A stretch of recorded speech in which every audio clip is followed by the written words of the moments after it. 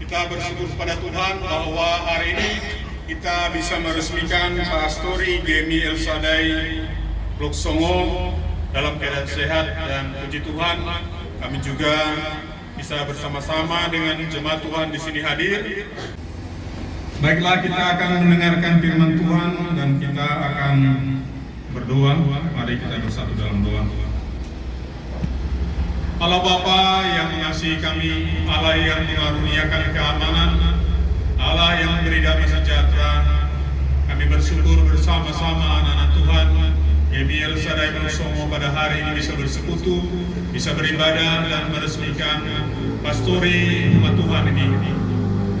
Dan pada saat ini firman-Mu akan kami dengarkan. Kiranya roh hikmat dan pengertian yang daripada Tuhan tinggal pada kami, agar firman-Mu yang ditaburkan oleh hamba-Mu ini tidak berlalu dengan sia-sia. Beri ketentraman, beri kedamaian bagi lingkungan kami dan juga bagi setiap pribadi kami ketika firman-Mu ini diberitakan. Inilah doa dan permohonan kami di dalam nama Yesus Kristus, Sang Kepala Gereja. Amin.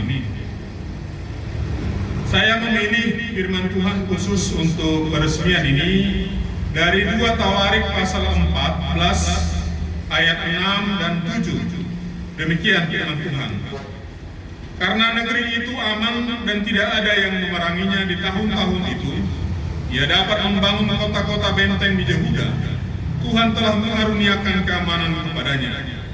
Katanya kepada orang Yehuda, marilah kita memperkuat kota-kota ini dan mengelilinginya dengan tembok beserta menara-menaranya, pintu-pintunya dan palang-palangnya. Negeri ini masih dalam tangan kita, karena kita mencari Tuhan Allah kita, dan Ia mencari kita serta mengaruniakan keamanan kepada kita di segala penjuru. Maka mereka melaksanakan pembangunan itu dengan berhasil. Ibu bapak dan saudara-saudara yang dikasihi oleh Tuhan kita Yesus Kristus, kerajaan Yehuda lebih banyak dituliskan yang positifnya, yang baiknya di dalam kitab Tawarik maupun 2 Tawarik ini. Ini secara bagaimana tokoh-tokoh yang percaya kepada Tuhan, baik kepada Tuhan, dan bagaimana umat yang mau mentaati firman Tuhan. Ada 19 laki-laki dan 1 orang perempuan yang menduduki tahta Daud pada tahun 930 sebelum Masehi sampai dengan 586 sebelum Masehi. Jadi urutan tahun sebelum Masehi adalah berkurang, bukan bertambah seperti pada tahun Masehi ini. Beragam wataknya, mulai dari yang kuat, yang kokoh, yang bagus karakternya, hingga yang lemah, yang tidak bagus karakternya, dan ada yang jahat. Jadi nasib satu bangsa sebagian besar ditentukan oleh kaliber kepemimpinannya. Seberapa bagus pemimpinnya, dan seberapa kuat karakternya, dan seberapa kuat imannya serta menghormati Tuhan di dalam melaksanakan kepemimpinannya. Dalam hal ini, dalam kitab Tawarik ini ada sangat menonjol bahwa dikatakan, diperhatikan tokoh-tokoh yang ada maupun umat pada waktu itu, apabila mereka sungguh-sungguh percaya kepada Tuhan, maka mereka akan menang.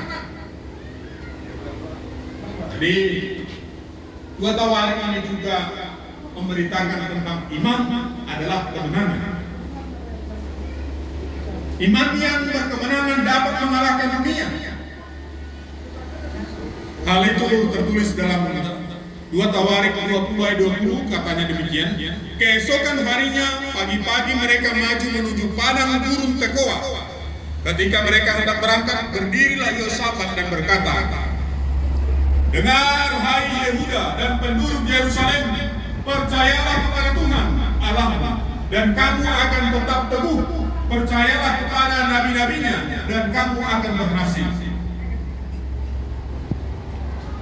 Pada waktu pembangunan rumah-rumah, pembangunan tembok-tembok, pembangunan kerajaan Yehuda kembali dilakukan, pemimpin pada waktu itu adalah Raja Asa. Raja Asa ini adalah anak dari Raja Abia. Raja Asa ini disebutkan adalah seorang raja yang benar di mata Tuhan, melakukan yang benar di mata Tuhan. Itu di ayat 1. Jadi segala penyembahan kepada ilah-ilah lain dihancurkan. Umat Tuhan diajak untuk takut kepada Tuhan, untuk percaya kepada Tuhan, dan juga mentaati perintah Tuhan. Buah dari ketaatan dan kesetiaan kepada Tuhan bisa dinikmati oleh umat, oleh kerajaan, juga setiap orang percaya. Tentu kata keamanan, orang berpikir semuanya itu adalah karena kekuatan senjata atau karena kehebatan teknologi perang. Ternyata keamanan itu juga adalah karunia Tuhan. Dalam keadaan aman karena mereka percaya kepada Tuhan, mereka bisa membangun. Tentu hubungannya dengan zaman kita ini sekarang. Kalau jemaat ini ribut, bertengkar, menggosip, dan juga memfitnah, di sini ada pertengkaran, ada perselisihan, tidak akan selesai bangunan ini. Keamanan juga adalah karunia Tuhan. Oleh karena itu, betapa pentingnya para pemimpinnya, apakah pemimpin pemerintahan, apakah pemimpin agamanya, adalah orang-orang yang sungguh-sungguh takut dan percaya kepada Tuhan. Percaya kepada Tuhan, melaksanakan perintahnya. Itu diajak umat. Umat juga bukan hanya membantu secara uang, tetapi mendukungnya dengan doa-doanya, mendukungnya dengan kata-kata yang baik, dengan bahasa-bahasa yang baik yang bisa mendukung pembangunan ini. Kalau kita sudah percaya kepada Tuhan, maka mujizat Tuhan juga akan terjadi. Jemaat yang dikasihi oleh Tuhan kita Yesus Kristus, Tuhan bisa bertindak lebih dahulu daripada manusia. Raja Asa menghadapi musuhnya pada waktu itu dengan kekuatan yang terbatas. Bahwa dikatakan di sini Raja Asa hanya mengandalkan 300 angkatan perang. Melawan raja itu dia yang 1.000.000 angkatan perang. Bayangkan 300.000 lawan 1.000.000. Kalau ukuran dunia ini ada akal sehat manusia, ya pasti kalah yang 300. Tetapi karena Asa adalah seorang yang takut akan Tuhan, dia memohon pertolongan Tuhan, bahwa kekuatan manusia yang lemah bisa menjadi kuat oleh karena kasih dan pertolongan Tuhan yang bisa menyertai. Maka pada waktu itu pasukan yang 1.000.000 itu pun lari berhamburan. Karena Tuhan sudah lebih dahulu berperang di depan Raja Asa dan pasukannya. Tuhan berkuasa untuk mengalahkan musuh-musuh. Tuhan berkuasa dan punya kemampuan untuk memberikan kemenangan kepada orang-orang percaya.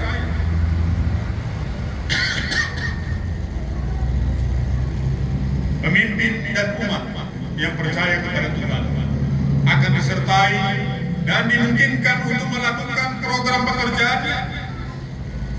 Salah satu contoh seperti pembangunan ini. Membangun rumah-rumah Tuhan, membangun rumah jemaat, membangun rumah umat Tuhan, membangun benteng-benteng bisa dilakukan karena ada rasa aman, kondusif dan aman, bisa terwujud dengan baik. Terima kasih Bapak Sawagul.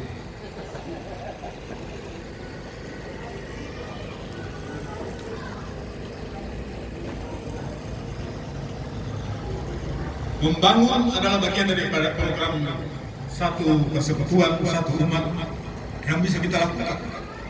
Membangun fisik iya, dan membangun kerohanian yang lain juga iya. Bagaimana membina umat, mempertahankan supaya jemaat ini kuat. Tantangan bukan tidak ada, musuh bukan tidak ada. Salah satu tantangan sekarang yang real, kenapa harga sawit pecah 1.000? Saya pikir pecah 1.000 kemarin, berarti udah di atas 1.000 lah. Rupanya pecah 1.000 itu di bawah 1.000. 800 1 kilogram. Bagaimana lagi umur apa tidak menjerit? Bagaimana lagi petani bisa bertahan? Ibu bapak dan saudara-saudaraku, apabila pemimpinmu, apabila engkau tetap percaya kepada Tuhan, maka situasi krisis tentang petani sawit ini pun mintalah pertolongan dan pemberkatan Tuhan supaya dibukakan jalan dan juga berkat-berkatnya bagi kita semua. Diberikan kekuatan, ketahanan jiwa, ketahanan mental. Itu dibutuhkan. Doa-doa dari hamba Tuhan dan pengembalaan dari hamba Tuhan sangat dibutuhkan oleh umat ketika ada krisis, ketika ada kesulitan dan tantangan-tantangan. Bukan hanya menghadapi pasukan musuh dengan senjata canggihnya, tetapi tantangan di sekitar kita juga saat ini ada hal-hal yang bisa muncul. Salah satu di antaranya adalah tentang jatuhnya harga sawit. Itu bisa menggoncangkan umat, itu bisa menggoncangkan kepercayaan mereka juga. Oleh karena itu, bagaimana para pemimpin dan hamba Tuhan bisa membawa umatnya untuk tetap percaya kepada Tuhan dan mengandalkan firman Tuhan. Kasih setia Tuhan akan mendahului kita untuk membukakan jalan atas kesulitan yang ada. Demikian juga pembangunan pada waktu itu di Kerajaan Asa. Demikian juga pembangunan saat ini. Ketika mereka di dalam situasi rasa aman, mereka percaya kepada Tuhan, pembangunan itu dikatakan di sini berhasil. Dicatat di dalam Alkitab. Maka mereka melaksanakan pembangunan itu dengan berhasil. Jemaat yang dikasihi oleh Tuhan kita Yesus Kristus, andalkanlah Tuhan di dalam semua segi kehidupan. Ketika memberangkatkan anak-anak kita untuk sekolah, ketika mengolah lahan pertanian kita, ketika berdagang atau apapun pekerjaanmu, mengusahakan segala sesuatunya, lebih dahululah Bapak Ibu berlutut berdoa kepada Tuhan. Lakukanlah itu dengan taat dan setia setiap harinya, bukan hanya pada hari Minggu, tetapi setiap hari kita harus lebih dahulu datang ke hadirat Tuhan sebelum melakukan aktivitas dan pekerjaan-pekerjaan kita yang lain. Apabila kita taat dan setia serta mengandalkan Tuhan di dalam kehidupan kita ini adalah salah satu contoh. Ada rasa aman, ada satu hati yang tergerak untuk bersatu membangun, dan juga Tuhan memberikan kesempatan. Roh Tuhan yang menggerakkan Bapak Ibu. Memang Bapak Ibu punya pikiran, Bapak Ibu punya uang, punya harta untuk mewujudkannya. Tetapi keamanan dan damai sejahtera adalah kasih karunia Tuhan yang dihadirkan di dalam hatimu, sehingga ini bisa terwujud. Mari kita doakan supaya gereja ini dan pastor ini di dalam seluruh perjalanan kehidupannya bisa berhasil mengandalkan Tuhan dan akan melakukan pekerjaan-pekerjaan lainnya yang Tuhan akan percayakan. Maka dengan demikian nama Tuhan dimuliakan, nama Tuhan ditinggikan, dan akan kelihatan kelak kesaksian orang-orang percaya dari tempat ini sampai kemana-mana pun. Amin. Mari kita berdoa. Tuhan Bapa Surgawi, kami bersyukur kepadamu atas kasih dan kemurahan-Mu dalam hidup kami. Bersama-sama dengan umat Tuhan di GMI El Shaddai Kusumo ini hari ini menyaksikan penyertaan dan pertolongan-Mu yang menyertai, memberikan keamanan dan keberhasilan kepada mereka, sehingga pembangunan pas sore hari ini bisa diresmikan. Kami memohonkan, biarlah kiranya roh ketaatan dan roh kerendahan hati terus menyertai umat-Mu di tempat ini dan hamba-hamba-Mu yang melayani, sehingga mereka bisa Tuhan percayakan lagi pekerjaan-pekerjaan dan pelayanan-pelayanan yang lebih besar di masa yang akan datang. Inilah doa dan ucapan syukur kami padamu, di dalam nama Yesus Kristus Juru Selamat kami yang hidup. Amin.